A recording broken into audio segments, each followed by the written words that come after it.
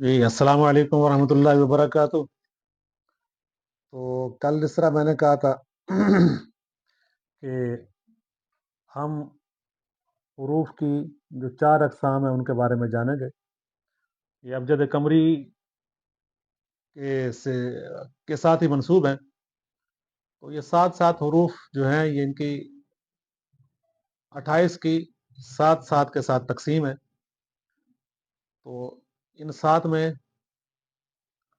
पहले नंबर पे आतिश है, फिर बाद है, फिर आब है, फिर खाक है। इस हवाले से थोड़ी सी वजाहत ये कर दूं कि आतिश फारसी का लफ्ज़ है जिसका मतलब है आग। बाद का मतलब होता है हवा,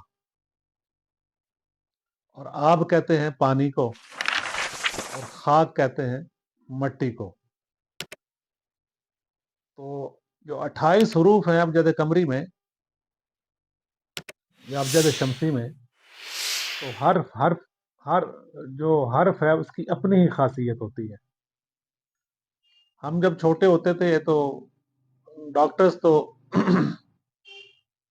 खैर नहीं लिखते थे, लेकिन हुक्मा जो थे ना पुराने, उनसे जब हम इलाज करवाते थे तो मैं अक्सर देखता था हमारे यहाँ शहर में हकीम नवाब अली साहब होते थे, मरहूम अल्लाह उनकी मगफरत फरमाए। तो वो नाम लिखते थे, साथ वो ना मेरे नाम के साथ ना वो आतिशी लिख देते थे। तो मैं पर्ची देता था, मैंने कहा तो पता नहीं बेचारे प्राइमरी में पढ़ते थे, इतना तो पढ़ लेते थे। तो मैं सोचता था ये आतिशी क्यों लिखते हैं, कुछ समझ नहीं थी उस जमाने में।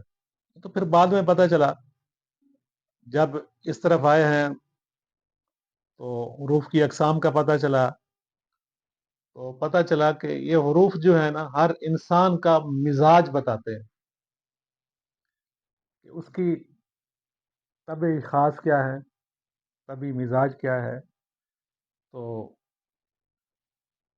बल्कि रूहानियत वाले तो हर लफ्ज़ का जो पहला हर्फ होता है उससे ही पहचान लेते हैं कि ये इंसान जो है इसमें कौन कौन सी खूबियाँ और कौन कौन सी खामियाँ पाई जाती हैं। लेकिन बहरहाल ये तो बात की बातें हैं। हम आज जो है ना हम पहले पढ़ेंगे कि कौन कौन से सात हरूफ आतिशी हैं, कौन से बाद हैं, कौन से आब हैं और कौन से खाक। तो आइए इस तरफ देखते हैं, बोर्ड की तरफ। आतिश, आतिश में ये सात अल्फाज हैं: अलिफ, हे, तोय, मीम, फे, शीन और जाल।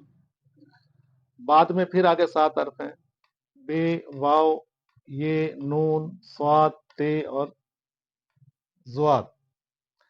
आप में फिर सात अल्फाज हैं: जीम, जे, काफ, सीन, काफ, से और जोए।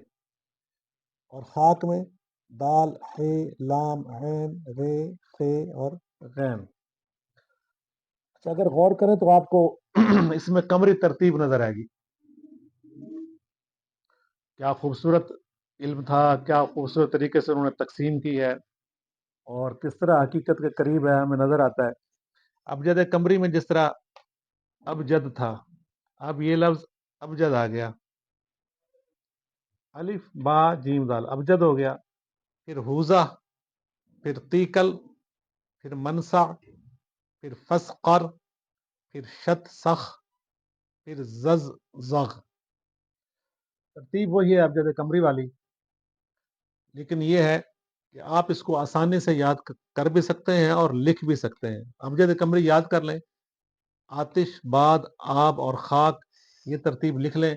उसके पास अबजद कमरी के हवाले से यहाँ से शुरू कर लें: अबजद, हुज़ह, कल, मनसा, फसकर, शतसख, ज़ज़।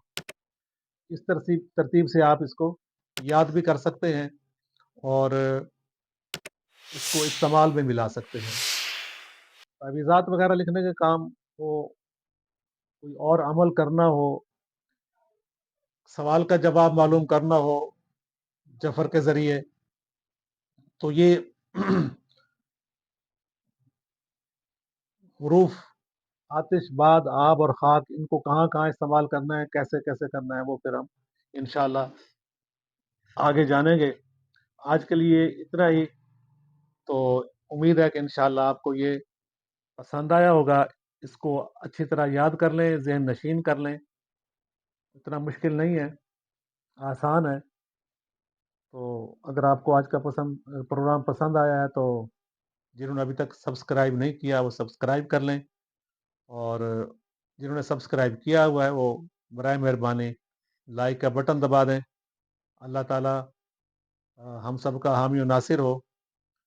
اللہ تعالیٰ تمام آفات و بلیات سے ہم سب کو محفوظ رکھے اور اپنا فضل ہمارے شامل حال رکھے.